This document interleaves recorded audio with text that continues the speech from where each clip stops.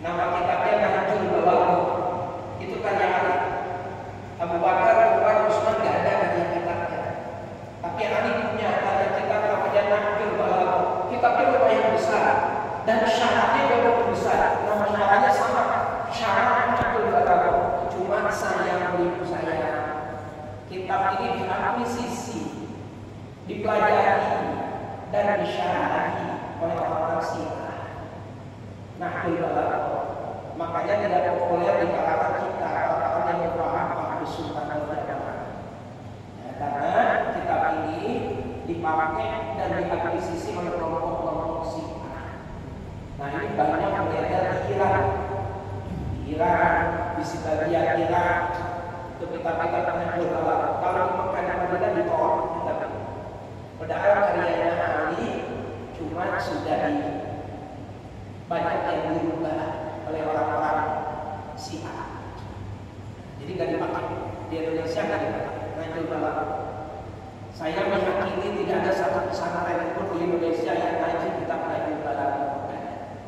Itu tadi karena sudah banyak dirubah naskahnya, teksnya sudah banyak dirubah oleh orang-orang Syiah. Ali karramallahu wajhah mengatakan sebuah hadis dari Nabi kita, Nabi sallallahu alaihi wasallam kana yasiru baina sya'ain kullal yamin, yakni min al-masyriq al-maghrib. Bahwasanya Nabi Muhammad yang yasiru baina fikir mudhari itu maknanya istiqrar. Arti istiqrar artinya selalu dan senantiasa, terus-terusan. Nabi Muhammad nabi antara isya'i itu artinya maghrib dan isya. Ya kita tiru entar malam habis maghrib sesudah buka puasa, sholat maghrib, zikiran sebentar, mandi yang wangi yang sedap untuk menyambut 10 hari terakhir bulan Ramadan. Titik. Waqala Ibnu Jarir, Al-Imam Ibnu Jarir mengatakan, ka'anna yastama'una ayyam tasilu kullal lailatin min layalil ashri wal maghrib. Para sahabat mengikuti Nabi, semuanya pun senang. Kemudian hukumnya sunnah untuk mandi setiap malam di 10 hari akhir yang terakhir bulan Ramadan. Wa qala Ahmad bin Salam, kana Sabit al-Budani wa Hamid al-Qawili yalbisani ahsana siyabihima wa yatabayyabani wa yuqimuna al-masjid bil-wudu' wa tuhna fil lailati allati turja fiha lailatul qadar. Ada tabi'in namanya Sabit al-Budani. Saya ulang namanya Sabit al-Budani. Ini perlu diketahui juga. Sabit al-Budani itu khorjah Anas bin Malik. Layak Anas bin Malik. Tapi Anas bin Malik itu pelayan Nabi. Jadi Anas bin Malik pelayan Nabi 10 tahun. Nabi mau buang ajar, ayahnya disediakan beliau. Nabi mau wudhu, ayahnya disediakan beliau. Nabi mau tidur, tempat tidurnya dirapikan beliau. Nabi mau pakai baju, bajunya dirapikan beliau. Namanya Anas bin Malik. 10 tahun beliau yang mengurusi Nabi, berkhidmat kepada Nabi. Maaf ibu Muhammad. Semua hadis yang berbicara tentang kunut subuh, bukan di kitab Sahih Bukhari, di syarah kitab Fathul Bari, adanya di jilid ketiga. Bukan di kitab Sahih Muslim, di syarah kitab Al-Minhaj, adanya di jilid kedua.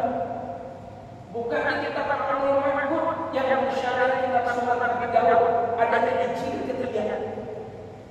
Semua hadis yang berkaitan dengan kunut subuh itu semuanya diriwayatkan oleh Anas bin Malik. Kenapa? Karena beliau 10 tahun melayani Nabi, jadi tahu persis apa yang dilakukan oleh Nabi. Terus Nabi wafat.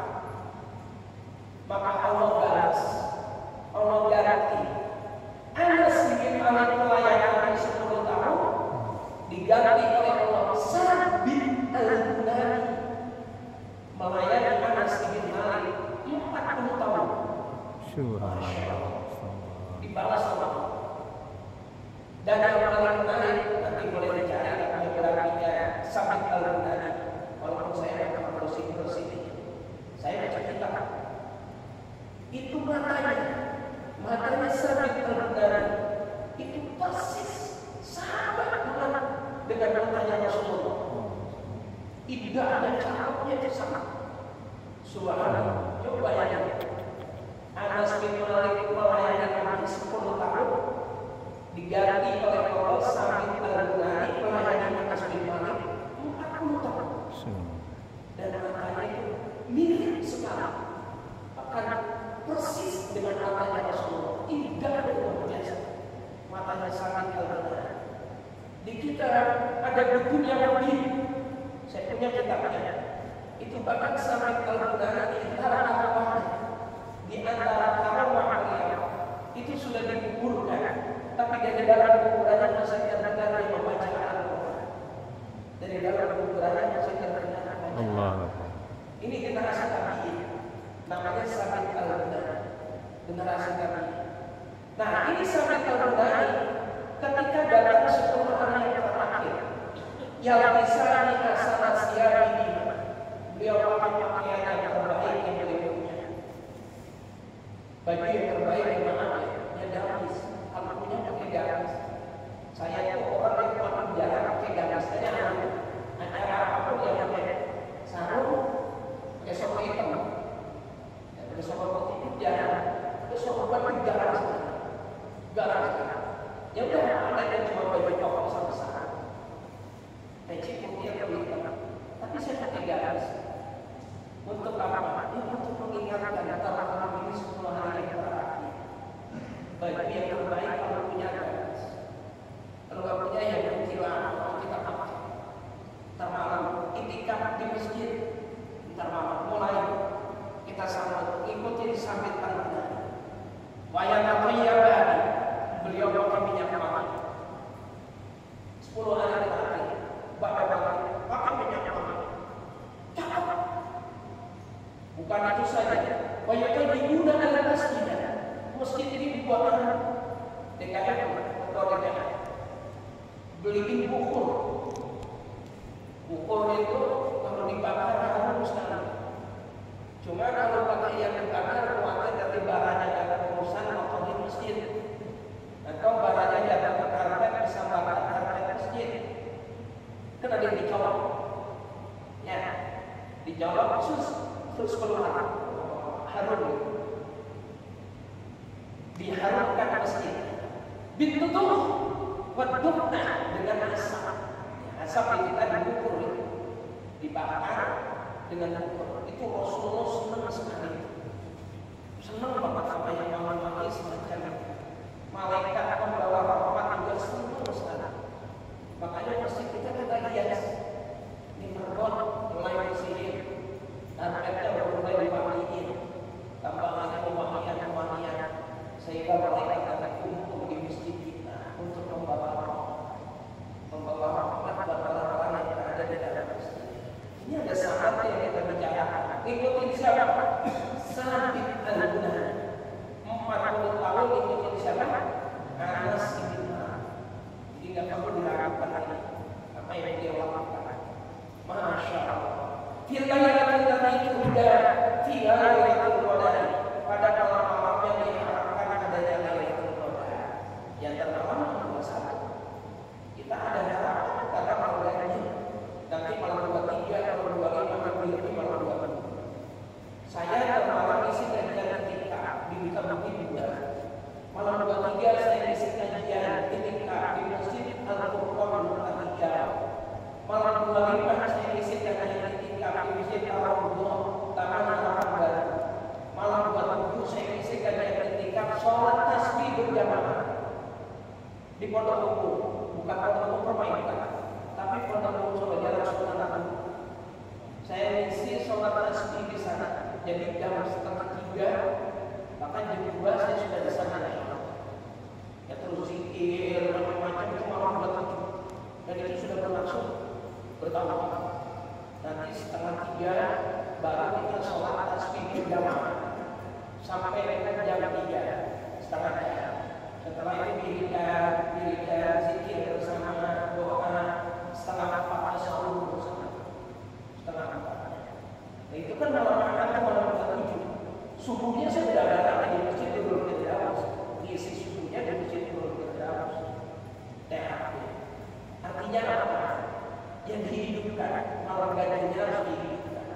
Di sini boleh ditiru paling tidak tahajud berjamaah. Banyak yang tanya saya, banyak sekali termasuk orang tua, kiai-kiai, ustaz-ustaz banyak yang ngerti, banyak yang tanya. Tahajud, duha, tasbih, itu kan sholat-sholat sunnah yang tidak dianjurkan berjamaah. Sholat-sholat sunnah yang tidak dianjurkan berjamaah. Terus apa hukumnya yang mengerjakan sholat tahajud berjamaah? Apa hukumnya yang mengerjakan sholat tasbih berjamaah? Kok tidak dianjurkan berjamaah? Ini jawabannya boleh nanti di pandangan Syekh berjamaah. Kita kasih besar anggapannya 9 jilid. Itu hukumnya kalau mengatakan wajib sallu wa tuqam. Memang betul sholat yang tidak dianjurkan berjamaah. Betul. Tahajud, duha, termasuk tasbih. Tetapi kalau dikerjakan secara berjamaah itu pun tidak ada makruh sama sekali. Tidak makruh sama sekali. Jadi tidak hukum ini sunnah, tidak. Kalau hukum ini sunnah kan bertentangan dengan sunnah itu. Ini tidak makruh sama sekali. Bahkan di komentar ulama, kalau misalnya sholat tahajud berjamaah, sholat tasbih berjamaah, itu jadi daya tarik untuk orang yang malas mengerjakan sendiri. Pengen sholat sendiri kok malas banget. Tapi begitu mulai jamaah semangat, semangat karena ada imamnya, bacaannya enak, bacaannya bagus. Dia datang untuk mengerjakan sholat tahajud berjamaah karena tertarik. Itu dinilai istihsan, sangat perbuatan yang sangat baik. Saya paham kitabnya ada di Ansyatul Jamaah, kitab ini. Jadi jangan ragu. Saya di pondok itu setiap malam itu mujahadah itu ya sholat tahajud berjamaah dengan sangat-sangat. Termasuk di pondok saya ini di Babelan, pondok pesantren Qur'an pada asalnya wajib sholat tahajud. Jadi setengah 4 sudah baru, terus kemudian tahajud dipimpin oleh ustadznya setiap malam tahajud. Kalau mau sholat tasbih ya silakan tasbih titik. Jadi dihidupkan malamnya, dihidupkan masjidnya dia yang terakhir. Wa min al-i'tikaf yang paling diutamakan dilakukan di 10 hari terakhir bulan Ramadan tidak lain adalah al-i'tikaf. Wa fi sahihaini tersebut dalam hadis riwayat Imam Bukhari dan Muslim, Aisyah dan Sayyidah Aisyah, anna Nabiya sallallahu alaihi wasallam kana ya'takifu al-ashr al-akhir min Ramadan hatta Allah Ta'ala. Gusti Nabi junjungan kita itu setiap datang 10 hari yang terakhir bulan Ramadan, beliau selalu beriktikaf hatta Allah Ta'ala, sampai beliau wafat kepada Allah Subhanahu wa Ta'ala. Maka di riwayat lainnya wa fi sahih Bukhari disebut dalam kitab Sahih Bukhari an Abi Hurairah dari sahabat Abu Hurairah radhiyallahu anhu qala kana Rasulullah sallallahu alaihi wasallam ya'tafiku fi kulli Ramadan ashqata ayyamin. Nabi Muhammad selalu beriktikaf di setiap bulan Ramadan 10 hari terakhir bulan Ramadan. Falamma kana al-amal ladzi qubida fihi i'tikafa isyrina, dan pada tahun terakhir beliau hidup, artinya di usia beliau 43 tahun, di tahun terakhir beliau hidup di alam dunia ini, di bulan Ramadan beliau i'tikafnya bukan 10 hari tetapi 20 hari. Masya Allah, sunnah i'tikaf yang tidak ada dosanya. Kasih Allah, i'tikaf 20 hari. I'tikafnya Nabi tidak kayak kita. Kalau kita kan memang i'tikaf sahur supaya subuh pulang, karena ada kerja, ada macam-macam. Nabi enggak. Begitu masuk ke masjid, pulang di malam takbiran. Jadi 24 jam itu setiap hari di masjid.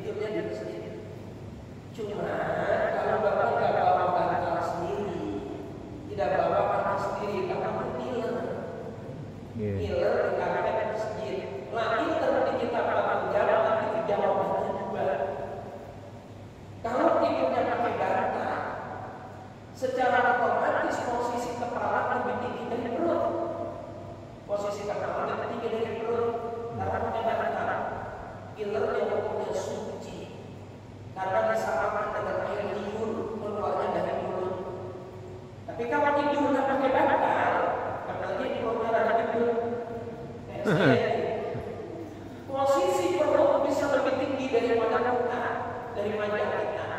Itu dimungkinkan air yang keluar air dari perut, dari mana, dari dalam. Nah yang keluar dari perut itu mutlak hukumnya najis. Makanya haram kotorin sendiri. Umpama itu hukumnya suci sekalipun, tapi lerkan menjijikan. Nanti orang sujud pas lama dilerkin, karena tidak nyaman. Nah makanya